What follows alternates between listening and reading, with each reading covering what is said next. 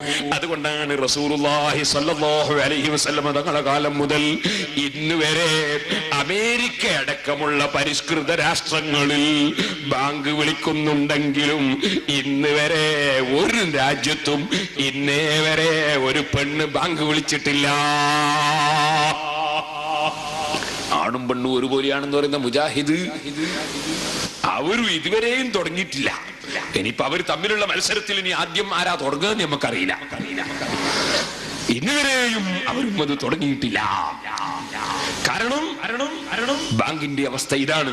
ഇരിക്കട്ടെ, ഞാൻ പറഞ്ഞ വിഷയത്തിലേക്ക് തന്നെ പോകുന്നു. അപ്പൊ ബാങ്ക് കൊടുക്കുന്നവനെ നോക്കൽ സുന്നത്ത്, ആലിമീങ്ങളെ മുഖത്ത് നോക്കൽ സുന്നത്ത്. പണക്കാരന്റെ മൊത്തത്തിൽ പ്രത്യേകം സുന്നത്തൊന്നുമില്ല. മന്ത്രിന്റെയും അതുപോലെ തന്നെ രാജാവിന്റെയും മുഖത്തോക്കൽ പ്രത്യേകം സുന്നത്തൊന്നുമില്ല. നേരെ മറിച്ച് ആലിമീങ്ങളെ മുഖത്ത് നോക്കൽ സുന്നത്ത്, സാലിഹീങ്ങളെ മുഖത്ത് നോക്കൽ സുന്നത്ത്. അത് പുണ്യകർമ്മമാണ്. ഇരിക്കട്ടെ, ഇവിടെ ദേവാ കോളേജിൽ പഠിക്കുന്ന വിദ്യാർത്ഥികളുണ്ട്. അല്ലാഹു തആല നമ്മുടെ സർവ്വ വിദ്യാർത്ഥികൾക്കും ബർക്കത്ത് ചെയ്യട്ടെ. മറ്റ് ഇൽമു പഠിക്കുന്ന വിദ്യാർത്ഥികളുണ്ട്. ഞാൻ എല്ലാവരോടും പറയുന്നു, ഏറ്റവും മുന്തിയ അറിവ് അത് അല്ലാഹുവിന്റെ ദീനിനെ കുറിച്ചുള്ള അറിവ് തന്നെ. അതിലാരും സംശയം വേണ്ട. പക്ഷേ ഭൗതികമായ അറിവും കൂടി ഉണ്ടായാൽ ആ ആത്മീയമായ അറിവ് പ്രചരിപ്പിക്കാൻ കൂടുതൽ നമുക്ക് സൗകര്യം ലഭിക്കും. അതുകൊണ്ട് ഭൗതികമായ അറിവ് വേണ്ട എന്ന് ഞാൻ പറഞ്ഞതിന് അർത്ഥം ഇല്ല. മുന്തിയ അറിവ് ഇതാണ് എന്ന് 100% വിശ്വസിക്കണം. മെഡിക്കൽ കോളേജിൽ പഠിക്കുന്ന വിദ്യാർത്ഥികളുണ്ടാകും. അവർ മനസ്സിൽ ഉറപ്പിച്ച് വിശ്വസിക്കണം, ദർസിലെ മുത്തഅല്ലിമീങ്ങൾ പഠിക്കുന്ന ഇൽമാണ് കൂടുതൽ ബഹുമാനമുള്ളത് എന്ന് വിശ്വസിക്കണം. ഒരിക്കലും ദർസിലെ മുത്തഅല്ലിമിന് തോന്നിപ്പോകരുത് മെഡിക്കൽ കോളേജിലെ ഇൽമിനാണ് ബഹുമാനം കൂടുതൽ. പൈസ കൂടുതൽ ചിലപ്പോൾ ആ വകുപ്പിലാ കിട്ടുക. അതുകൊണ്ട് മെഡിക്കൽ കോളേജിൽ ഇൽമു വേണ്ടാന്നല്ല. നമ്മുടെ സമുദായത്തിൽ നല്ല പ്രഗത്ഭരായ ഡോക്ടർമാർ വേണം, പ്രഗത്ഭരായ എഞ്ചിനീയർമാർ വേണം, പ്രഗത്ഭരായ വക്കീലന്മാർ വേണം, പ്രഗത്ഭരായ സർവ്വരംഗത്തുമുള്ള എല്ലാ രംഗത്തുമുള്ള ആളുകൾ വേണം. അത് വേണ്ട എന്ന് പറയുന്ന കക്ഷികളല്ല ഞങ്ങൾ. അതേ സമയത്ത് ബഹുമാനം എന്തിനാണ്? അത് ഉഖ്റവിയായ ഇൽമിനാണ് എന്ന് നമ്മൾ ഓർപ്പിക്കുകയും വേണം.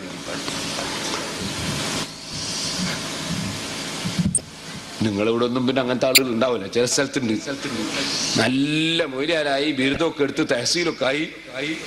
അങ്ങനെ ആയതിന് ശേഷം പിന്നെ ഒരു തോന്നല്, പഠിച്ചവനെ ഞാൻ പഠിച്ചു ഇതല്ലോ, അവൻ കടുത്ത കുഫറായി പോയി. അവന്റെ ആശയം നന്ദികേടായി. അങ്ങനെ ആയിപ്പോകരുത്. മുന്തിയ അറിവ് അല്ലാഹുവിനെ സംബന്ധിച്ചും അല്ലാഹുവിന്റെ ദീനിനെ കുറിച്ചുമുള്ള അറിവ് തന്നെയാണ് എന്ന് നമ്മൾ ഉറപ്പിച്ച് വിശ്വസിക്കണം. ഇരിക്കട്ടെ, ഞാൻ എന്റെ വിഷയത്തിലേക്ക് തന്നെ പോകുന്നു. പറഞ്ഞു വന്നത്, ലോകത്തിന്റെ സൃഷ്ടാവായ അല്ലാഹു, ആ അല്ലാഹു ഓരോ അവയവങ്ങൾക്കും നിയമം തന്നിട്ടുണ്ട്. ആ നിയമം മറികടക്കുന്നതാണ് അക്രമം.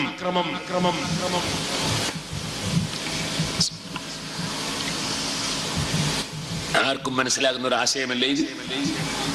ഒരു മോട്ടോർ നിർമ്മിച്ചു തന്ന നിർമ്മാതാവ് തന്ന കാറ്റലോഗ്, അതിൽ പറഞ്ഞ് ഇത്ര വോൾട്ടേജ് ഉള്ളപ്പോഴേ സ്വിച്ച് ഇടാവൂ. അതൊന്നും നോക്കാൻ എന്നെ കൊണ്ടാവില്ല എന്ന് പറഞ്ഞ് സ്വിച്ച് ഇട്ടാ മോട്ടർ അങ്ങ് പോകും ഇല്ലേ? വസ്തു നഷ്ടപ്പെട്ടു പോവുകയില്ലേ? അത് പിന്നെ കേടുവന്നു പോവുകയില്ലേ?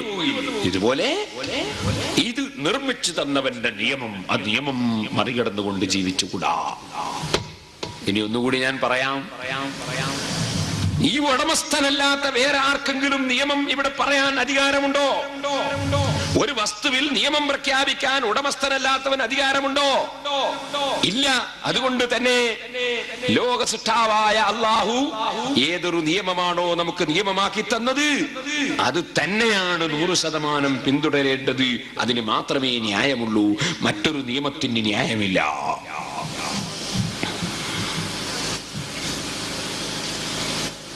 ثم جعلناك على شريعة من الأمر فاتبعها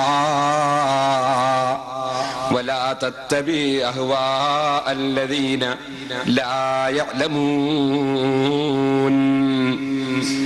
നബിയെ പൂർവകാലത്ത് കുറെ പ്രവാചകന്മാരൊക്കെ കഴിഞ്ഞുപോയി.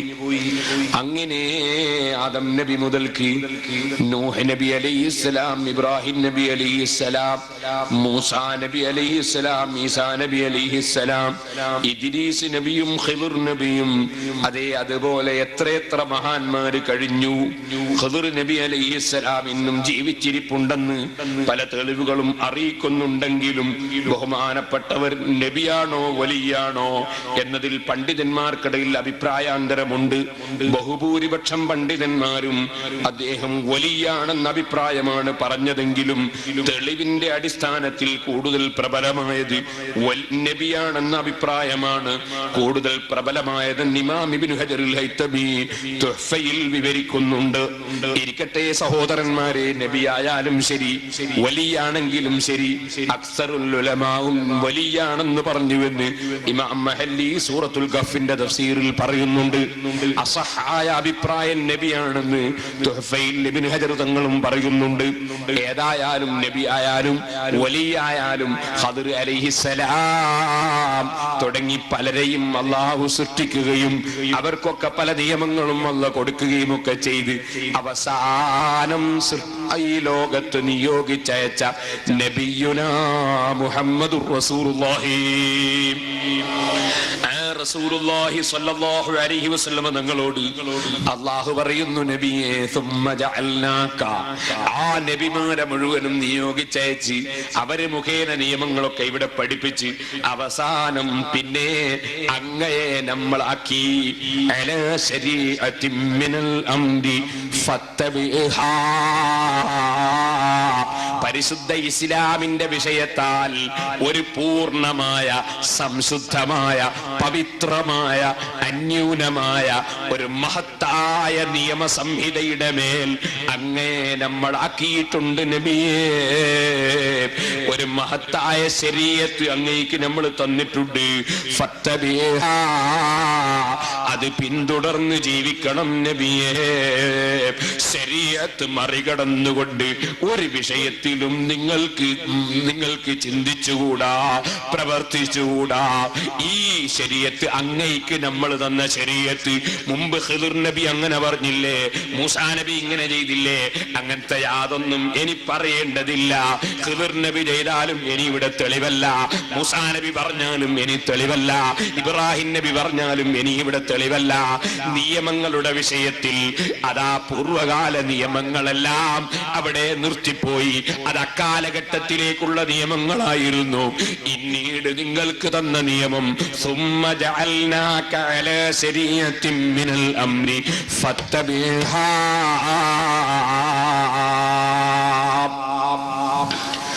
യൂസുഫ് നബി അലൈഹിസ്സലാമിന്റെ സഹോദരന്മാർ യൂസുഫ് നബിക്ക് സുജൂദ് ചെയ്തിരുന്നു എന്ന് ഖുർആനിന്റെ ബാഹ്യാർത്ഥം നമ്മെ ബോധ്യപ്പെടുത്തുന്നു. എന്നാൽ നമുക്കിപ്പോൾ ഒരു സഹോദരന് വേറൊരു സഹോദരന് സുജൂദ് ചെയ്യാമോ? ചെയ്തുകൂടാ. സഹോദരന്മാരെ, നമുക്ക് നമ്മളെ വകയിൽ വെറുതെ ഒരു സുജൂദം ഉണ്ടാക്കാമോ? ചില കള്ളത്തരീക്കത്തുകാരുണ്ടാക്കുന്നത് പോലെ വെറുതെ ഒരു സുജൂദം ഉണ്ടാക്കാമോ? ഉണ്ടാക്കാൻ പാടില്ല. യൂസുഫ് നബി അലൈഹിസ്സലാമിന്റെ ശരീഅത്തല്ല നമ്മുടെ ശരീഅത്ത്.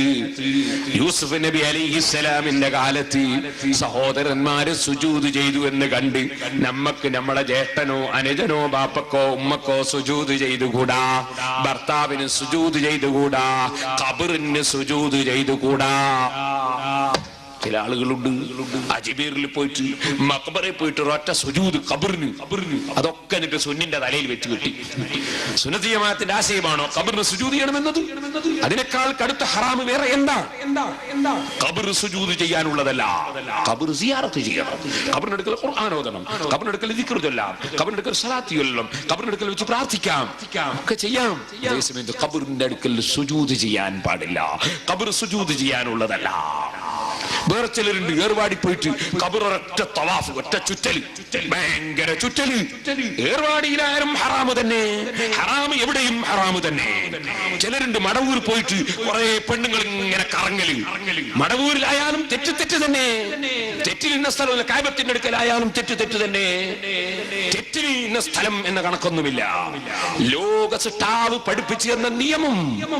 ثم جعلناك على شريعة من الأمر فاتبعها. ഓ നബിയെ, പിന്നീട് അങ്ങേ മഹത്തായ ഒരു ശരീഅത്തിന്റെ മേലാക്കി തന്നു. ഫത്തബിഹാ, അതിനെ പിന്തുടർന്ന് ജീവിച്ചോളണം നബിയേ. വലാ തത്തബി അഹ്വാഅല്ലദീന ലാ യഅലമൂൻ.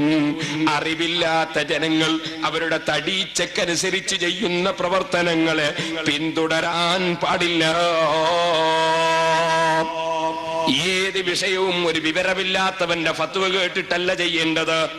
വിവരമില്ലാത്തവൻ ത്വരീഖത്താണെന്നും പറഞ്ഞ് ക്ഷണിക്കുമ്പോൾ അതിന്റെ പിന്നാലെ പോയി തോന്നിവാസം ചെയ്യുകയല്ല വേണ്ടത്. എവിടെ എന്തു ചെയ്യുമ്പോഴും ഇസ്ലാമിക ശരീഅത്തിന്റെ നിയമം എന്താണെന്ന് ഗ്രഹിച്ചിട്ട് അതനുസരിച്ച് ജീവിക്കാൻ സന്നദ്ധരാകണം. അപ്പോഴാണ് അള്ളാഹുവിന്റെ നിയമം അനുസരിച്ച് ജീവിച്ചവനാകുന്നത്. ആ നിയമം നിങ്ങൾ ഹറാമായ രൂപത്തിൽ മറികടന്നാലും, കറാഹത്തായ രൂപത്തിൽ മറികടന്നാലും, ഖിലാഫുൽ ഔലയായ രൂപത്തിൽ മറികടന്നാലും അത് അക്രമം തന്നെ. ബാഹ്യമായി ഭാഷാർത്ഥത്തിൽ അക്രമം തന്നെ. ഇതുകൊണ്ടാ സഹോദരന്മാരെ, അമ്പിയാക്കൾ ആരും അടിസ്ഥാനപരമായി പറഞ്ഞാൽ അക്രമം ചെയ്തവരല്ല, അവരാരും തെറ്റ് ചെയ്തവരല്ല. അമ്പിയാക്കൾ തെറ്റ് സംഭവിക്കുകയില്ല, അതുറച്ച് വിശ്വസിക്കുന്നവരാണ് നാം. പക്ഷേ തെറ്റ് ചെയ്യാതെ തന്നെ, തെറ്റ് സംഭവിക്കാതെ തന്നെ അമ്പിയാക്കൾ പടച്ച റബ്ബിനോട് തെറ്റ് ചെയ്തു പോയി എന്ന നിലയ്ക്ക് പടച്ച റബ്ബിനോട് താളുകേട് മാപ്പപേക്ഷിക്കുന്നതാണ് ഞാൻ നേരത്തെ പറഞ്ഞ ആയത്തുകളിലും ഹദീസുകളിലും നമ്മൾ കാണുന്നത്. തെറ്റ് ചെയ്യാതെ പടച്ച റബ്ബിന്റെ മുമ്പിൽ തെറ്റ് സമ്മതിച്ചുകൊണ്ട് മാപ്പ് ചോദിക്കുക, അത് വിനയത്തിന്റെ ലക്ഷണമാണ്, താഴ്മയുടെ പ്രകടനമാണ്, ഉടമസ്ഥന്റെ മുമ്പിൽ അടിമത്വം പ്രകടിപ്പിക്കലാണ്. കണ്ടില്ലേ, ഞാനൊരു ചെറിയ ഉദാഹരണത്തിന് പറയുന്നു. നല്ല അതപോടെ ഗുരുത്വത്തോടെ ഒരു തെറ്റും ചെയ്യാതെ ഓതിപ്പടിച്ചൊരു മുതഅല്ലിമ് ദർസ് നിർത്തി പോകുമ്പോ ഉസ്താദിന്റെ മനസ്സിൽ ഏറ്റവും വിഷമമുള്ളത് ആ കുട്ടി നന്നായി പഠിക്കുന്ന അതവും ഗുരുത്വവുമുള്ള ആ കുട്ടി ഇപ്പൊ ദർസിന്ന് എന്റെ ക്ലാസ്സിൽ നിന്ന് ഇപ്പൊ പിരിഞ്ഞ് കോളേജിലേക്ക് പോവുകയാണല്ലോ. നല്ല കുട്ടിയാണ്, എപ്പോഴും നല്ല നല്ല കനമുള്ള സംശയം ചോദിക്കും, ആവർത്തിച്ച് പഠിക്കും, എപ്പോഴും വന്ന് സംശയം ചോദിച്ചുകൊണ്ടിരിക്കും, എപ്പോഴും കാര്യങ്ങൾ ചിന്തിച്ചുകൊണ്ടിരിക്കും. അങ്ങനെയുള്ള ഒരു കുട്ടി, ആ കുട്ടി ഇപ്പൊ ദർസിലൊക്കെ ഓതി പഠിച്ച് ഇപ്പൊ കോളേജിലേക്ക് ബിരുദെടുക്കാൻ പോവാണ്.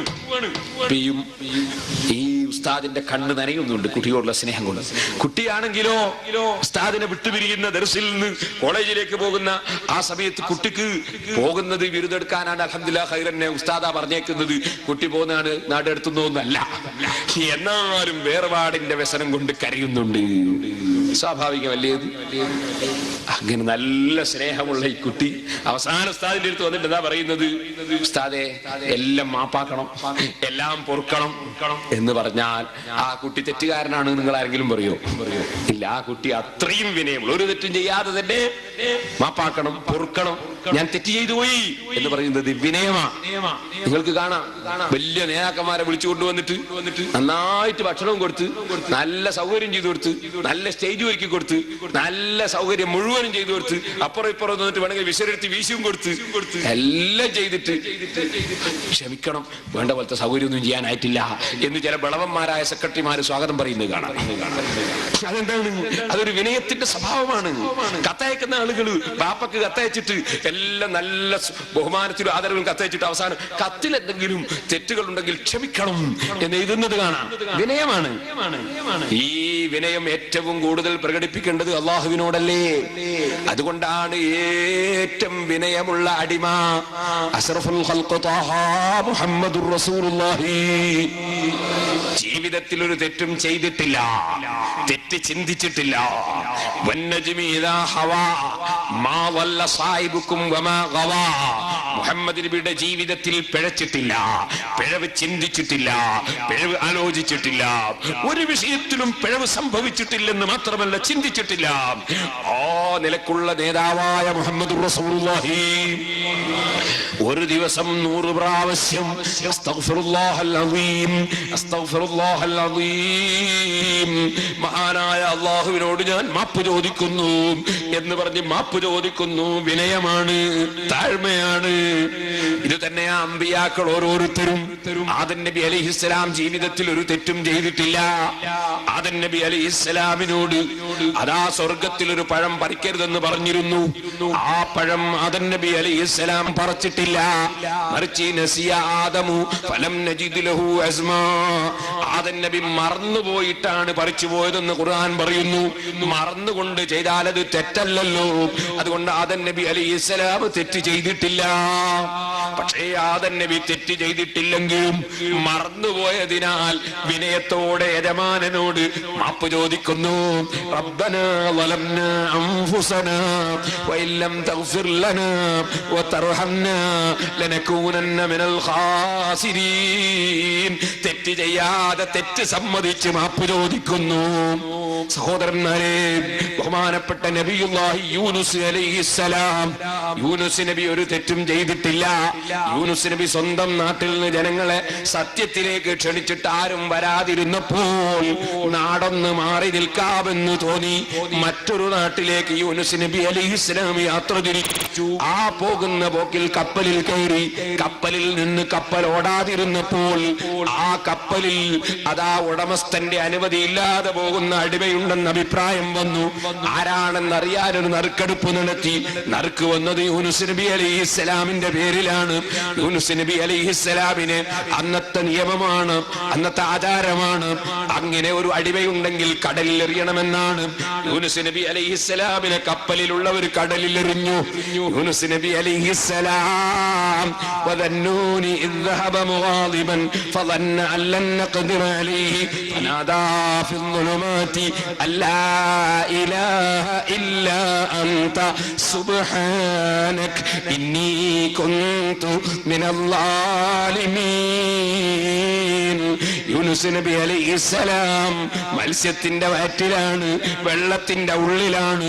ഇപ്പോൾ കൂരിരുട്ടാണ്, ഇരുട്ടിന്റെ ഉള്ളിൽ ഇരുട്ടാണ്, അതിന്റെ ഉള്ളിൽ വേറെ ഒരു ഇരുട്ടാണ്. ഒരു ചെറിയ ബൾബ് പോലും അവിടെ കത്തിക്കുന്നില്ല. ആ ഇരുട്ടുകളിൽ നിന്ന് വിളിക്കുന്നു ലോകസൃഷ്ടാവായ അല്ലാഹുവിനെ. സ്വന്തം നേരെ മുന്നിലുള്ളവരോട് സംഭാഷണം നടത്തുമ്പോൾ നേരിൽ സംബോധനം ചെയ്തുകൊണ്ട് പറയുന്നു, ലാ ഇലാഹ ഇല്ലാ അൻത സുബ്ഹാനക ഇന്നി കുന്തു മിനൽ ളാലിമീൻ. ഞാൻ അക്രമം ചെയ്തവരിൽ പെട്ടുപോയി റബ്ബേ. ആദ്യം ലാ ഇലാഹ ഇല്ലാ അൻത എന്ന ദിക്റാണ്, പിന്നെ സുബ്ഹാനക തസ്ബീഹാണ്. ദിക്റും തസ്ബീഹും ചൊല്ലിയിട്ട് മാപ്പ് ചോദിക്കുമ്പോൾ മാപ്പ് കിട്ടലാണ്. അതുകൊണ്ട് പിന്നെ മാപ്പ് ചോദിക്കുകയാണ്. ലാ ഇലാഹ ഇല്ലാ അൻത സുബ്ഹാനക ഇന്നി കുന്തു മിനൽ ളാലിമീൻ. തെറ്റ് ചെയ്യാതെ തന്നെ അക്രമം ചെയ്തു പോയി എന്ന് സമ്മതിക്കുന്നു. എന്തായിരുന്നു? യൂനുസ് നബി അലൈഹിസ്സലാം അല്ലാഹുവിന്റെ പ്രിയപ്പെട്ട ആളാണ്. പ്രിയപ്പെട്ട ആള് നാടും വിട്ടു പോകുമ്പോ ഒന്ന് പറയണ്ടേ? പ്രിയപ്പെട്ട ആള് നാടും വിട്ടു പോകുമ്പോ ഒന്ന് പറയണ്ടേ? പറഞ്ഞില്ലേ തെറ്റൊന്നുമില്ലെങ്കിലും ഒന്ന് പറയണ്ടേ? അതുകൊണ്ട് അല്ലാഹു തആല അങ്ങനെ ഒരു പരീക്ഷണം നടത്തി. സംഗതി തെറ്റല്ല. ഒരാൾ നാട് ഞാൻ കോഴിക്കോട്ട് പോകുമ്പോ അല്ലാഹുവിനോട് ചോദിച്ചിട്ടാ വന്നത്. എനിക്കങ്ങനെ ചോദിച്ചാൽ മറുപടിയും കിട്ടൂല, ചോദിക്കണില്ല. അതേ സമയത്ത് അല്ലാഹു അനുവദിച്ച സ്ഥലത്തൊക്കെ പോകും. യൂനുസ് നബി അലൈഹി സ്വലാം അനുവദിച്ച സ്ഥലത്തേക്കാണ് പോകുന്നത്, തെറ്റുള്ള സ്ഥലത്തൊന്നും അല്ല. അവിടെ തെറ്റൊന്നുമില്ല. പക്ഷെ എന്നാലും പരസ്പരമുള്ള ബന്ധമനുസരിച്ച് ഒന്ന് പറയണ്ടേ? അത് പറഞ്ഞില്ല. അപ്പോൾ അത് ഏറ്റവും ബഹുമാനമുള്ള നിലക്കായില്ല. അതും ഒരു അക്രമമായി സ്വയം ഏറ്റെടുത്ത് പ്രഖ്യാപിക്കുക. ഇന്നീ കുന്തു മിനൽ ളാലിമീൻ. ആദം നബി അലൈഹി സ്വലാം മറന്നിട്ടാണ് പഴം പറിച്ചത്, തെറ്റൊന്നുമല്ല. പക്ഷേ വലിയ ആളുകളാകുമ്പോ മറക്കാതെയും ഇരിക്കണ്ടേ? അതുകൊണ്ട് തെറ്റൊന്നുമല്ലെങ്കിലും തെറ്റുപോലെ അംഗീകരിച്ചുകൊണ്ട് മാപ്പ് ചോദിക്കുകയാണ്. സഹോദരന്മാരെ, അഷ്റഫുൽ ഖൽഖ് സല്ലല്ലാഹു അലൈഹി വസല്ലം തങ്ങൾ തെറ്റിന്റെ വഴിയെ ചിന്തിച്ചിട്ടില്ല. പക്ഷേ എന്നാലും തെറ്റൊന്നും വരാതെ തന്നെ അല്ലാഹുവിന്റെ ഹബീബ് നബി മാപ്പ് പറയുകയാണ്. ഇവിടെ നിങ്ങൾ ചിന്തിക്കണം, അല്ലാഹുവിന്റെ നിയമങ്ങൾ അത് ഫർളായ നിയമങ്ങളാകട്ടെ, സുന്നത്തായ നിയമങ്ങളാകട്ടെ, അതുപോലെ മറ്റ് അഫ്ളലായ നിയമങ്ങളാകട്ടെ, അതങ്ങ് ഒഴിവാക്കിയാൽ അതൊരു അക്രമമാണെന്ന് സമ്മതിക്കുകയാണ് മഹാന്മാർ. അത് അക്രമമാണെന്ന് തുറന്നു പറയുകയാണ് മഹാന്മാർ. ഈ രംഗത്തേക്ക് നമ്മളും കയറി വരണം. ക്രമവും അക്രമവും ഉടമസ്ഥനായ റബ്ബിന്റെ തീരുമാനം മറികടക്കുന്നതാണ് അക്രമം. ഞാൻ പറഞ്ഞു, കണ്ണുകൊണ്ട് നോക്കൽ വുജൂബുണ്ട്, നോക്കൽ സുന്നത്തുണ്ട്, നോക്കൽ നല്ലതായ കാര്യങ്ങളുണ്ട്, പുണ്യമായ കാര്യങ്ങളുണ്ട്. ഇനി പറയട്ടെ, നോക്കൽ കറാഹത്തുണ്ട് ഇല്ലേ? നോക്കൽ കറാഹത്തുണ്ട്. ഉദാഹരണം പറയാം. ഒരു ഖബർ, ആ ഖബറിന്റെ മേലെ പേരെഴുതി വെച്ചിരിക്കുന്നു. ഖബറിന്റെ മീസാൻ കല്ല് എന്ന് പറയും നമ്മുടെ നാട്ടിൽ, നിശാൻ കല്ല് എന്ന് പറയും ചില സ്ഥലത്ത്. അതിന്റെ മുകളിൽ പേരെഴുതി വെച്ചിരിക്കുന്നു. എഴുതിയൊക്കെ നല്ല പരിപാടിയല്ല. അങ്ങനെ എഴുതി വെച്ചത് നോക്കി വായിക്കുകയാണെങ്കിലോ അത് നോക്കുന്നത് കറാഹത്താണ് എന്ന് പണ്ഡിതന്മാര് പറഞ്ഞു. അപ്പൊ നോക്കൽ കറാഹത്തുണ്ട്. ഒരു ഉദാഹരണം പറഞ്ഞതാ. ഏതെങ്കിലും ഒരു വലിയ പ്രശസ്തനായ മഹാൻ മരണപ്പെട്ട് ഖബറിൽ കിടക്കുമ്പോൾ ആ മഹാന്റെ മഖ്ബറ അന്വേഷിച്ചു വരുന്ന ആളുകൾക്ക് മനസ്സിലാകാൻ വേണ്ടി അത്തരം ഒരു മഹാന്റെ ഖബറിന്റെ മിസാൻ കല്ലിന്റെ മേലെയോ മറ്റോ എഴുതി വെച്ചെങ്കിൽ അതിനെ നിങ്ങൾ വിമർശിക്കാൻ പോകണ്ട. അതൊരാവശ്യത്തിന് വേണ്ടി എഴുതിയതാ. അതേ സമയത്ത് കാണുന്ന ഖബറിന്റെ മേലെയൊക്കെ സുബ്ഹാനല്ലാഹ് ഉണ്ടായതിനു ശേഷം മര്യാദയ്ക്ക് നിസ്കരിക്കാത്തവന്റെ ഖബറിന്റെ മേലെയൊക്കെ പേരെഴുതി വെച്ചിട്ട് കത്തയക്കാനാ. എന്താണ് അതുകൊണ്ട് കാര്യം? അപ്പൊ അത്തരം ഖബറിന്റെ മേലെ നോക്കുന്നത് നല്ലതല്ല. ഇതുപോലെ ഞാൻ പറയുന്നു, അനാവശ്യമായി കാണുന്ന മയ്യത്തൊക്കെ അങ്ങനെ നോക്കല് നല്ല പരിപാടിയല്ല. എന്താണ് അതുകൊണ്ട് കാര്യം? മയ്യത്ത് കിടത്തിയാൽ മുഖമടക്കം മൂടി വെക്കണമെന്നാണ് നിയമം. ആ മുഖമടക്കം മൂടി വെക്കേണ്ട മയ്യത്ത് മുഖമിങ്ങനെ തുറന്നു വെച്ചിട്ട് കാണുന്നവർക്കൊക്കെ ഇങ്ങനെ കാണാൻ വേണ്ടി വെച്ചു കൊടുക്കുന്നത് നല്ല പരിപാടിയല്ല. നോക്കുന്നതും ഗുണകരമാണെന്ന് തോന്നുന്നില്ല. മയ്യത്തിന്റെ മുഖം ഇങ്ങനെ നോക്കണമെന്നൊരു നിയമം ഇസ്ലാമിലില്ല, കാണണമെന്നൊരു നിയമം ഇസ്ലാമിലില്ല. അതുകൊണ്ട് ഞാൻ പ്രത്യേകം പറയുന്നു, ചിലരുണ്ട് കുറേ ആള് മയ്യത്ത് മരിക്കുമ്പോഴേക്ക് വന്ന് എനിക്ക് കാണിച്ചു തന്നില്ല, എനിക്കൊന്ന് കാണണം കാണിച്ചു തന്നില്ല എന്നൊന്നും പറയേണ്ട ആവശ്യമൊന്നുമില്ല. കണ്ടിട്ട് എന്താക്കാനാ? സാരയില്ലായിരുന്നു. നമ്മൾ വിലക്ക് വാങ്ങാനൊക്കെ പോകാനൊന്ന് നോക്കിയിട്ട് എടുക്കാന്ന് വിചാരിക്കാം. ഇനിയിപ്പം വിലക്ക് വാങ്ങാൻ പോകുന്നില്ലല്ലോ, ഇതിങ്ങനെ നോക്കേണ്ട ആവശ്യം എന്താ? നേരെ മറിച്ചൊരു ബാപ്പ മരിച്ചാൽ മകനൊരു നോക്ക് കാണണമെന്ന ആഗ്രഹമുണ്ടാകാം. മകൻ മരിച്ചാൽ ബാപ്പക്ക് കാണണമെന്നുണ്ടാകാം. ഭാര്യ മരിച്ചാൽ ഭർത്താവിനും, ഭർത്താവ് മരിച്ചാൽ ഭാര്യക്കും, ഉസ്താദ് മരിച്ചാൽ ശിഷ്യനും, ശിഷ്യൻ മരിച്ചാൽ ഉസ്താദിനും. ഒരു വലിയ മഹാനായ പണ്ഡിതൻ മരിച്ചാൽ ആ പണ്ഡിതനെ ആദരിക്കുന്ന അനുയായികൾക്കുമൊക്കെ ഒരു നോക്ക് കാണണം, ബറക്കത്തെടുക്കണമെന്നുണ്ടെങ്കിൽ അതിനെ നിങ്ങൾ വിമർശിക്കേണ്ടതില്ല. അതേ സമയത്ത് ഒരു സാധാരണക്കാരൻ ഒരു സ്ഥലത്ത് മരിക്കുമ്പോ കാണുന്ന എല്ലാരും വന്ന് നോക്കേണ്ട ആവശ്യമില്ല, കാണിക്കേണ്ടതില്ല, കാണേണ്ടതില്ല. ഒന്നുകൂടി വിശദമായി പറഞ്ഞാൽ, പുരുഷന്റെ ശരീരമാണെങ്കിൽ അന്യ സ്ത്രീകൾക്ക് നോക്കൽ ഹറാമാണ്. സ്ത്രീയുടെ ശരീരമാണെങ്കിൽ അന്യ സ്ത്രീകൾക്ക് നോക്കൽ അന്യ പുരുഷന് നോക്കൽ ഹറാമാണ്. അന്യ പെണ്ണിന്റെ മുഖം നോക്കൽ ജീവിതകാലത്ത് ഹറാമായതുപോലെ മരിച്ചാലും ഹറാമ് തന്നെ.